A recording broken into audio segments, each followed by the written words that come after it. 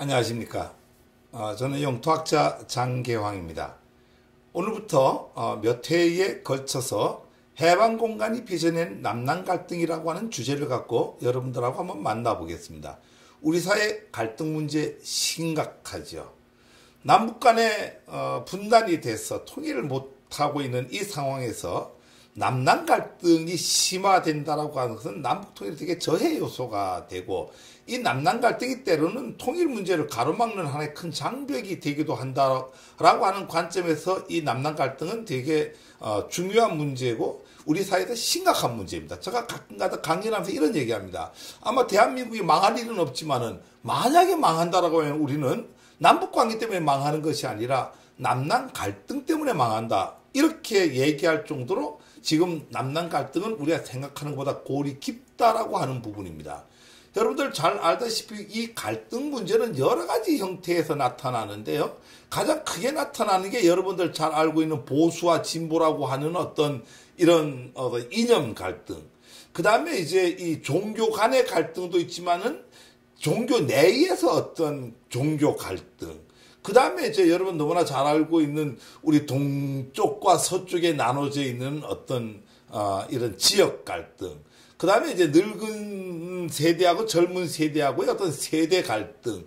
뭐 이런 다양한 측면의 갈등적 요소가 나타나는데, 여기서 이제 가장 중요한 것은 지금 현재 이념 갈등이 가장 크게 나타나고 있습니다.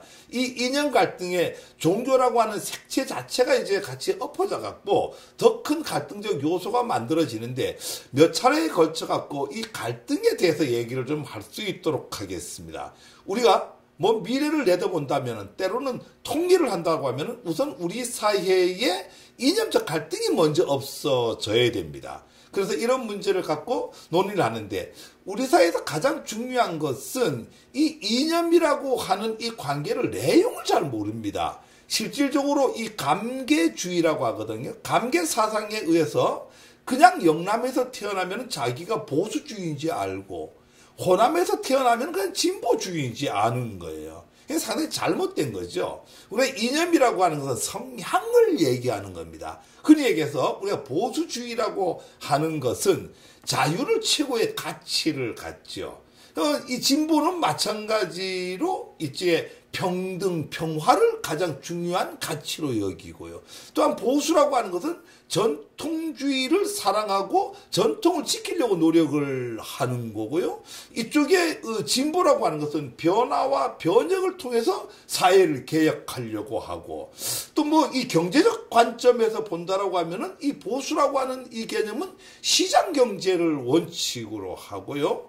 이쪽 진보라고 하는 것은 어떤 복지를 우선으로 하기 때문에 관치 경제를 가장 우선으로 합니다.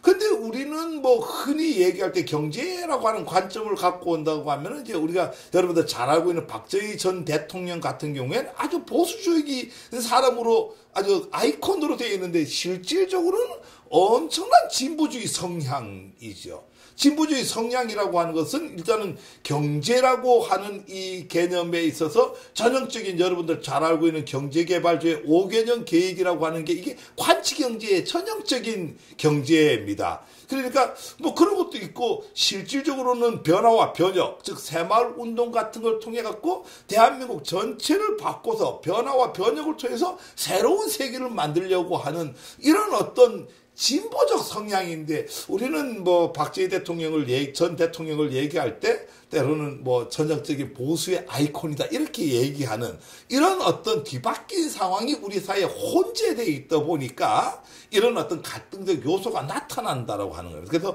오늘은 이런 갈등이 이런 어떤 이념적 요소가 왜 만들어지느냐, 이게 바로 해방 공간에서 만들어집니다. 여러분들 잘 알다시피 해방 공간이라고 하는 것은 우리가 일제 강점기로부터 해방이 되면서 우리는 뭐 바로 독립이 되고 광복이 된 걸로 알고 있지만은, 사실 실질적으로 우리는 광복이 된 적도 없고 독립이 된 적도 없습니다. 45년 8월 15일을 일본이 무조건 항복했다고 이렇게 알고 있는데, 실질적으로 일본은 8월 15일 날 항복을 하지 않았죠. 항복을 한 게 아니라 그날 전쟁을 종식 선언을 그날 하고 9월 2일 날에 이쪽 그 미주리함에서 9월 2일 날에 항복을 하게 됩니다. 그러고 9월 6일 날에 뭐라고 하죠? 이 메가더가 메가더 포고령 제1호를 내리면서 우리는 그 이후에 3년간의 미군 통치를 받게 됩니다. 나중에 뭐 자세히 말씀드리겠습니다만 우리가 일제 36년 동안에 한글을 못 쓰고 1어를 공용어로 쓰도록 강요를 당했다라고 하면은 그 3년 기간은 사실 메가더 포고령 제5호 같은 경우에는 영어가 한반도의 공용어가 된 적이 있습니다. 이런 어떤 관계 틀 속에서 이념이 왜곡돼 갖고 나타나면서 우리의 이념 갈등이 만들어지는데 한 5차례에 걸쳐서 어떤 관계가 이런 게 만들어지는가를 차례대로 얘기를 좀 한번 해볼 수 있도록 하겠습니다. 뭐 이런 얘기가 있습니다. 이 보수 성향의 영토학자 장기항은 왜 빨갱이인가? 상당히 제가 극단적으로 썼습니다. 저는 영토학자고 강원도 강릉 출신입니다. 어떤 측면에는 저희 아버지는 뭐 한 5, 6년간 지방 공무원을 하셨고 저희 어머니는 새마을운동의 기수입니다. 이것만 본다라고 하면 되게 보수적인 집안에서 태어났고 영토학을 한다라고 하는 것은 뭐 여러분들 잘 알다시피 민족주의자가 될 수밖에 없어요. 이 하는 학문에 연구하는 그 관점 또 분야 자체가 민족주의자가 될 수밖에 없는 학문을 갖고 있습니다. 그래서 저는 뭐 때로는 이제 상당히 그 전통을 사랑하고 역사학을 뭐 이렇게 공부를 하다 보니까 되게 이 성향도 그렇고 집안 자체도 이제 보수적이고 하다 보니까 보수적 성향입니다. 그 보수 성격이고 지금도 이 참보수 운동을 하려고 노력을 하는데 우리 사회에 뭐 인터넷에서 저를 쳐보면 상당히 진보학자로 이렇게 낙인이 찍혀갖고 있고 좀 심하게 얘기하는 사람들은 제가 강연을 하게 되면 많은 사람들이 저보고 종북 빨갱이다 이렇게 얘기하는데 우리 사회는 때로는 통일운동을 하고 북조선에 관련돼 갖고 관용 쪽으로 얘기를 하고 뭐 이렇게 얘기를 하게 되면은 때로는 친일 사관을 갖거나 4대 사관을 가진 사람들을 비하하거나 비토를 하게 되면은 오히려 종북 빨갱이가 되는 이런 어떤 이 말이 안 되는 이 이념의 틀을 우리 속에서 갖고 있다라고 하는 거죠. 이게 해방 정부에서 만들어진 이념의 틀이죠. 왜 그럼 빨갱이라고 이렇게 얘기를 하느냐? 좌익이 빨갱이냐?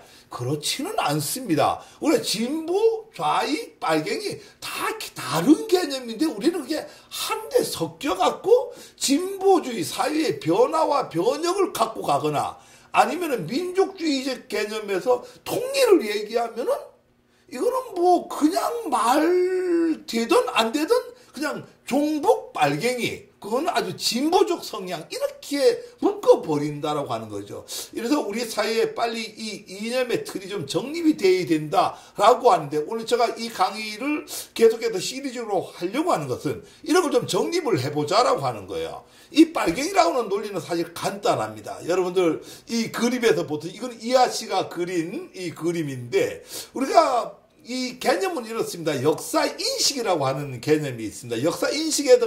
역사인식이라고 하는 건 생각에다가 어떤 그 안경, 색에 관련된 안경을 쓰게 되면은 이렇게 보인다라고 하는 거죠. 그러니까 어떤 생각을 할 때 통일 운동을 하는 사람을 빨간색 안경을 쓴다라고 하면은 그렇게 운동하는 사람은 모든 건 빨갱이로 본다라고 하는 개념입니다. 이게 상당히 중요한 문제입니다. 이게 실질적으로 이념하고는 전혀 관계가 없는데 우리 사회를 파탄으로 만들고 갈등을 만들어내는 하나의 요소라고 하는 이 개념입니다. 보수 성향의 또 보수 운동을 하고 뭐 이런 어떤 영토학자가 빨갱이가 되는 이 사회라고 하는 것은 갈등이 만들어질 수밖에 없는 거죠. 그럼 누가 그렇게 지적을 하느냐 이거죠.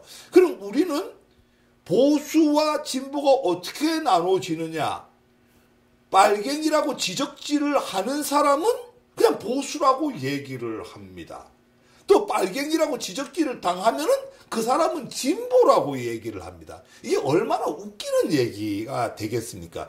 그래서 이 역사인식이라고 하는 이 개념이 되게 중요합니다. 역사인식은 우리가 흔히들 역사를 얘기를 할 때, 이 과거에 대한 기록물로 얘기하는데, 과거에 대한 기록물과 역사는 다릅니다. 과거의 기록물은 그냥 과거의 기록물이고, 역사라고 하는 것은 과거의 기록물 중에서 상당히 가치가 있는 것을 개념화시킨 게 역사입니다. 그 역사라고 하는 것은 기록물을 달달달 외우는 게 아니라 그 역사는 가치가 있는 개념화시킨 것을 인식을 하는 게 역사입니다. 그 역사라고 하는 것은 외우는 개념이 아니라 인식하는 겁니다. 이 역사 인식에 있어서 아까 얘기대로 이 생각에다가 어떤 색안경을 쓴다라고 하면은 그 색안경에 따라서 역사가 달리 보인다라고 하는 거죠. 여기서 이런 인식에 의해서 우리가 보수와 진보라고 하는 이념이 만들어지고 그 이념에 의해서 이게 갈등이 만들어지는 사회가 지금 현재 우리 사회입니다. 그 현재 우리 사회라고 하는 것은 크게 보면은 4대 사상과 친일 식민 사상, 이 두 가지를 가진 집단과 민족주의적인 가진 집단, 이 두 집단의 충돌입니다. 그리고 우리는 흔히 얘기할 때 대한민국 주류가 누구냐? 우리 사회의 주류라고 하는 것은 약 350년간 노론이 주류 세력으로 형성돼 갖고 지금까지 있었다 이거죠. 흔히 여러분들은 말하는데 인조반정 이후에 서인이 정권을 잡고 그 서인이 다시 노론과 소론으로 나눠지는데 그 노론이 결국은 정권을 잡았는데 그때 잡은 정권이 지금까지 이어오고 있다라고 하는 거죠. 이걸 뭐 아주 간단하게 다음 시간에 이거는 아주 도표를 갖고 얘기를 하겠습니다만은 이 노론의 마지막 그 영수가 누구죠? 이완용입니다. 그러니까 우리가 이제 노론이 그 일당 독재를 하다 보니까 뭐 이런 얘기 먼저 하나 할까요? 우리가 많은 사람들이 조선이 왜 망했느냐? 친일 사관의 식민 사관에 의해서 뭐라고 얘기를 하죠? 사색 땅파 때문에 망했다 이렇게 얘기합니다. 사실 우리 사회라고 하는 것은 사색 땅파 때문에 결국 우리 사회가 건강한 사회였어요. 여러분 너무나 잘 알다시피 2조 600년이라고 하는 것은 전 세계 어디에도 이렇게 긴 왕조가 없었습니다. 이게 뭐 크게는 왕권과 신권이 이렇게 권력이 분립이 돼 있었고 신권 중에서도 당파가 만들어졌기 때문에 서로 견제를 하면서 되게 건강한 조선이었죠. 그런데 이제 이 노론에 의해서 일당 독재가 되면서부터 이제 우리가 무너지기 시작을 하죠. 이 일당 독재가 무너지기 시작한 마지막 영수가 이완용의 나라를 팔아먹고 나라를 팔아먹은 이완용이가 뭘 어떡합니까? 다시 이 일제강점기 36년 동안에 뭘 하죠? 또 주류가 되는 거예요. 그 주류 세력이 해방이 되면은 우리가 프랑스처럼 프랑스는 어떻게 했어요? 2차 세계대전이 끝나자마자 드골이 약 8,000명 가까이를 사형을 시켜버렸어요. 그러다 보니까 다시는 그런 일이 안 일어나겠죠. 그런데 우리는 일제 36년 동안에 일제에 부역했던 사람들이 다시 해방 정국에서 그러니까 미 군정 3년 동안에 다시 제자리에 돌아 그 사람들이 권력을 다시 만들어내고 이승만 정권 48년도에 들어서면서 그 세력들이 다시 주류 세력이 돼갖고 박정희 전두환 군부 세력을 지나갖고 오늘까지 이어오는데 그 세력이 지금도 주류 세력이라고 하는 거죠. 여러분들 잘 알다시피 노무현 대통령 얘기를 하나 할까요? 옛날에 검사들하고 뭐 나랑 한판 붙어보자라고 하는 거냐. 노무현 대통령이 되게 순수했죠. 순수한 노무현 대통령이 대통령이 되니까 이 세상을 다 바꿀 수 있는 걸로 생각을 했죠. 그러니까 검사들하고 얘기했는데 대화가 안 되는 거예요. 그냥 나랑 한번 붙어보자고 하는 거냐. 붙어봤죠. 누가 이겼죠? 검사들이 이기는 거예요. 그 얘기는 그 사람들이 주류 세력이기 때문에 그래요. 대통령 한 명 바뀐다고 사회가 바뀌는 게 아니다라고 하는 거죠. 그래서 우리가 그런 인조반정 이후에 약 350년간 이어오는 이 주류 세력이 우리 사회를 지금 이렇게 갖고 가다 보니까 갖가지 이제 우리 뭐 김대중 전 대통령이라든가 이 사회를 변화를 시키고자 엄청 노력을 했는데도 안 된다라고 하는 게 지금 현재 문재인 대통령도 마찬가지로 이 주류 세력의 벽에 막혀갖고 못한다라고 하는 거죠. 이래서 우리가 흔히 말하는 적폐는 뭐 말 그대로 이제 오랫동안 쌓여 있던 폐단들이죠. 5대 적폐라고 하는 이 개념이 있습니다. 그래서 이 5대 적폐를 우리가 이제 빨리 우리 사회에서 이거는 보수 진보 관계없는 거예요. 민족이라고 하는 개념에서 우리가 뭐 미래를 내다본다면 어느 조건이 들어서고 관계없이 이 적폐는 없어져야 될 부분입니다. 그래서 우리가 뭐 가장 크게는 여러분들 너무나 잘 알고 있는 이 권력 적폐, 검찰 같은 개념이죠. 여러분 보세요. 여러분들이 봤을 때는 정치가 되게 썩었다고 하죠. 정치는 지금으로 말하면 B급입니다. 이 검찰에 비하면. 왜 B급이라고 얘기하느냐. 뭐 A급까지는 아니지만은 정치는요. 어쨌거나 여와 야가 3번이 바뀌었습니다. 엄청 오랫동안 약 50년 동안의 이승만 대통령부터 이어오다가 김대중 대통령이 들어서면서 여야가 한번 바뀌었습니다. 그리고 노무현까지 10년 이어오다가 이명박 대통령이 여야가 또 한 번 바뀌었습니다. 그리고 9년을 이어오다가 문재인 대통령이 또 한 번 바뀌었습니다. 이 3번이 바뀌는 동안에 우리 사회는 어떤 학습 효과가 있냐면은 정권이 바뀌니까 그 전 정권에서 잘못했던 부분 때문에 다 감옥에 가는구나.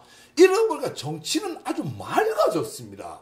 옛날에 여러분들 막걸리 선거를 하고 고무신 선거를 하고 돈봉투 선거를 했던 기억이 날 겁니다. 지금 우리 사회에 그런 게 있습니까? 왜 없어졌어요?